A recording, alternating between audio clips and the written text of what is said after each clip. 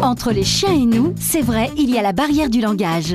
Comment bien comprendre votre animal pour mieux l'aimer? C'est la question que se pose Emmanuelle, heureuse propriétaire de Darius. Oh, il est trop mignon. Darius a 8 mois, c'est un cocker anglais. C'est après un chien qui, en effet, nous saute toujours dessus, est très joyeux, nous lèche les mains, veut faire des câlins.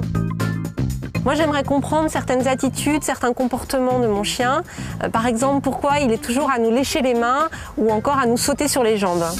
Conseil malin, conseil canin. Les chiens communiquent entre eux essentiellement par un échange de gestuels, d'attitudes, de postures et puis aussi par des odeurs. Sans que j'appelle mes chiens, je vais adopter une posture un peu différente et vous allez voir que la plupart d'entre eux, ils vont venir vers moi. En langage chien, tout ça, ça veut dire eh oui, je suis votre pote, j'ai envie d'un échange avec vous.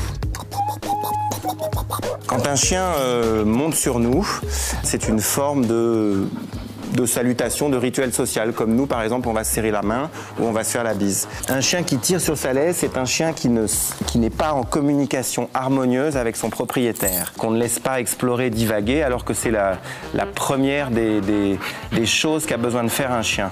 Quand on est en relation avec un chien et qu'on est son copain, on peut évidemment le regarder dans les yeux, comme je vais regarder tous mes interlocuteurs humains dans les yeux, comme je vais regarder dans les yeux ceux avec lesquels je trinque. Pour donner une signification aux attitudes et aux postures, il faut toujours les insérer dans le contexte dans lequel elles se déroulent. Là, c'est la zen attitude, hein Darius?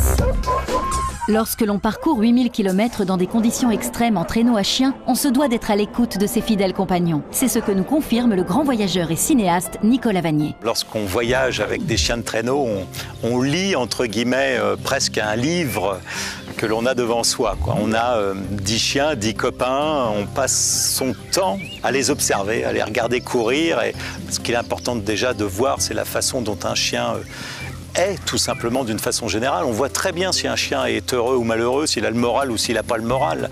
Ça se voit directement dans sa façon d'être, de jouer, de se déplacer. Vous savez, quand on avance comme ça avec des chiens, parfois on dit « Oui, Corvic, c'est bien, allez Baïkal !» Et puis on se rend compte, mais depuis ce matin, j'ai pas dit une seule fois le nom de Québec. Et puis vous dites « Alors Québec !» Et puis hop, la queue se redresse et puis tout va bien. Parfois, c'est des petits détails comme celui-là. L'un des bonheurs, un des grands bonheurs d'être et d'avoir un chien est d'essayer justement un petit peu de comprendre tout cela. Et plus on le comprend, plus le chien en retour va vous donner de l'amitié, de l'amour et c'est quelque chose de capital.